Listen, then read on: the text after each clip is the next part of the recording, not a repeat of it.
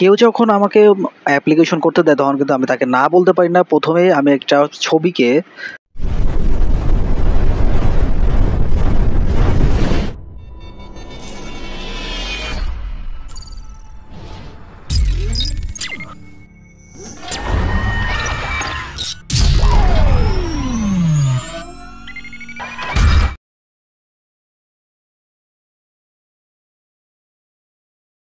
Size resize করে নেব। সেটা হচ্ছিল 300x300, কারণ কারো যদি ছবি না করে দিতে হয় তাহলে কিন্তু প্রথমে অ্যাপ্লিকেশন করা যাবে না। তো আমি ছবিটা আগে এডিট করে নিলাম 300x300 সাইজের।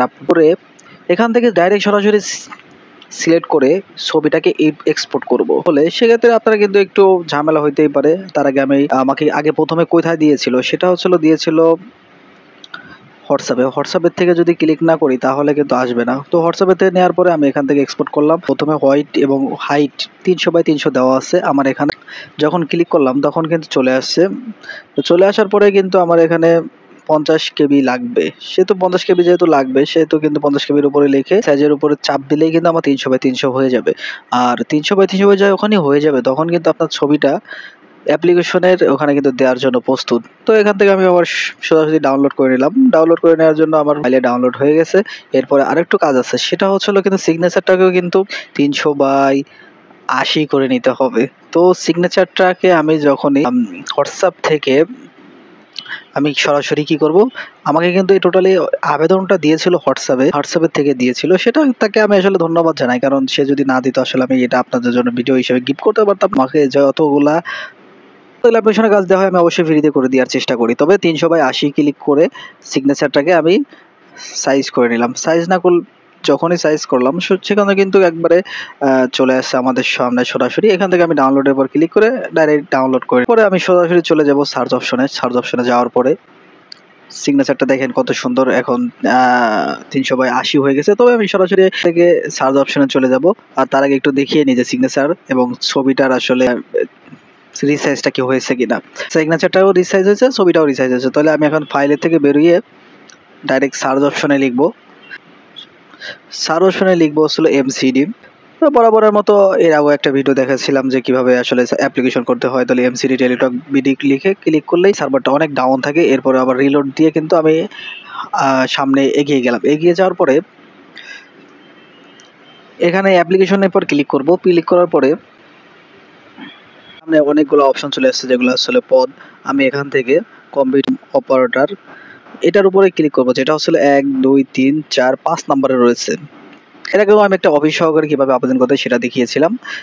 এটা আমার দ্বিতীয় অ্যাপ্লিকেশন। তো কথা বলার পরে সে কনফার্ম করলো যে অফিস সহকারী কম্পিউটার মুদ্রাক্ষরিকের উপরে সে নিশ্চিতভাবে আবেদন করবে, যেটার আবেদন করার চার্জ 112 টাকা। SMS দেওয়ার সম্পূর্ণ মিলে তবে 116 টাকার মতো পড়ে যাবে সরকারি।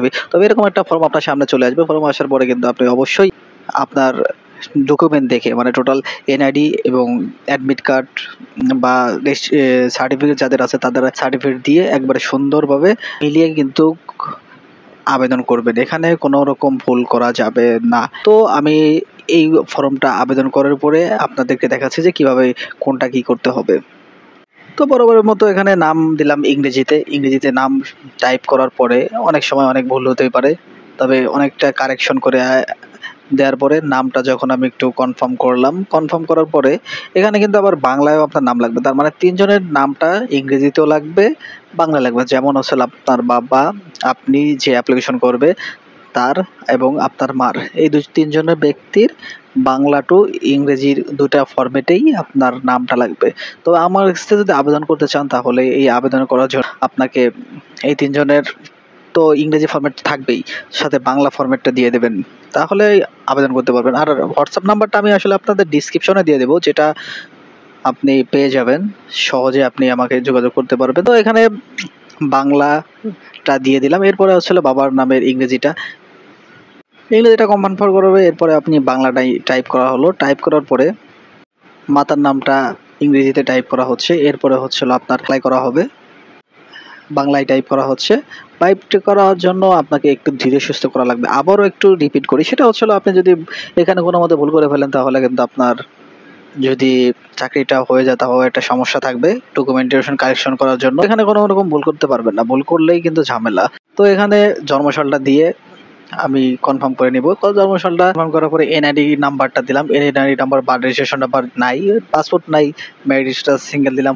ফোন নাম্বারের ক্ষেত্রে আরও একটু সেন্সিটিভ হওয়া লাগবে, কারণ যদি এখানে ভুল করেন তাহলে আপনি কিন্তু অ্যাডমিট কার্ড যখন আসবে তখন কিন্তু আপনার এসএমএসটা কিন্তু আপনার সঠিকভাবে আসবে না। তো এখানে একটু সিনসিয়ারলি আপনি এখানে পূরণ করবেন। ইমেল নাম্বার লাগবে। ইমেল নাম্বার দেওয়ার পরে এখানে কোটা আছে, কোটা কিন্তু আমাদের নাই, যেহেতু নাই সেহেতু আমরা দিব না। ডিপার্টমেন্ট রেজিস্টার নট অ্যাপ্লিকেবল দিয়ে দিলাম। এরপরে হচ্ছিল কোনোভাবেই পূরণ করে দিলাম, যেখানে অনেক কষ্ট করে, যেখানে দিনাজপুরে ছিল, এই ভাইটি দিনাজপুর থেকে আবেদন করতেছে। তবে পোস্টাল কোড দিয়ে পোস্টাল কোডটা দিয়ে আমি কিন্তু কনফার্ম করে একবারে নিচে চলে গেলাম। সেটা হচ্ছিল টিকমার দিলাম, যেহেতু তার ইনফরমেশনটা আমি এখানে দেবো। এসএসসির ইনফরমেশনটা কমপ্লিট হয়ে গেছে, এখানে পয়েন্ট দিয়ে এরপরে পাসিং ইয়ারটা দিয়ে দিব, পাসিং 2021।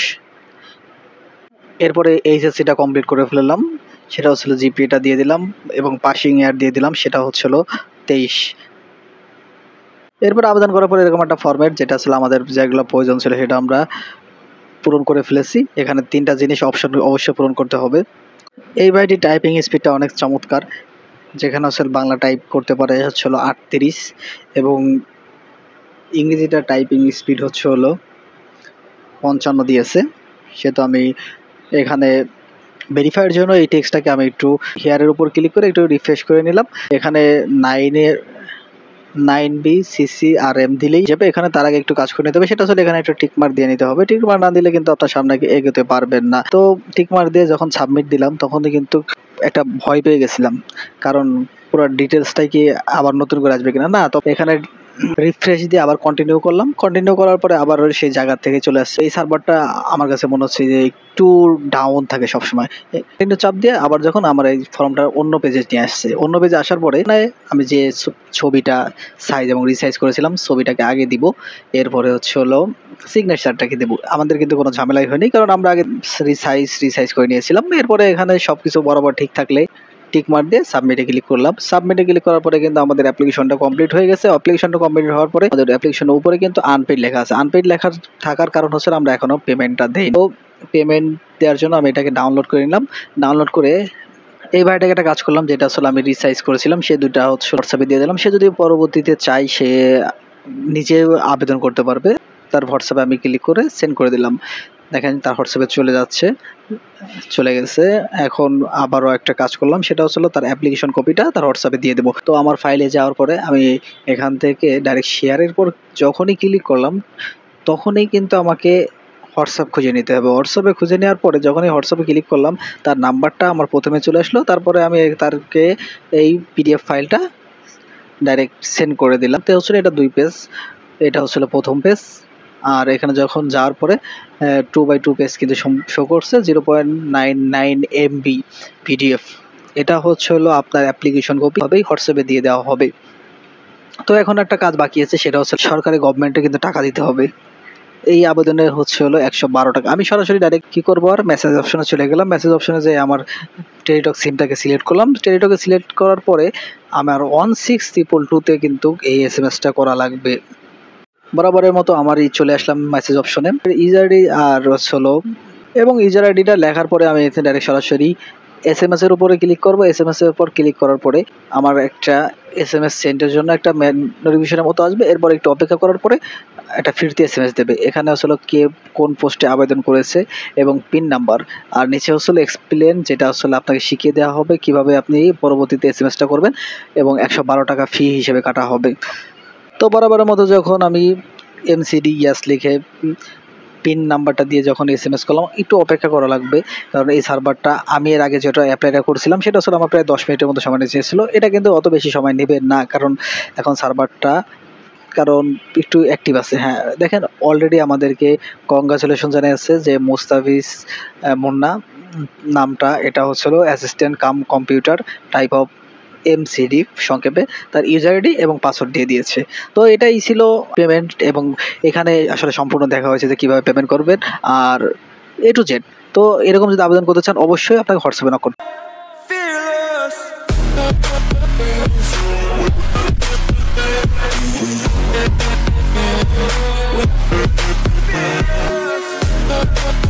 Yes.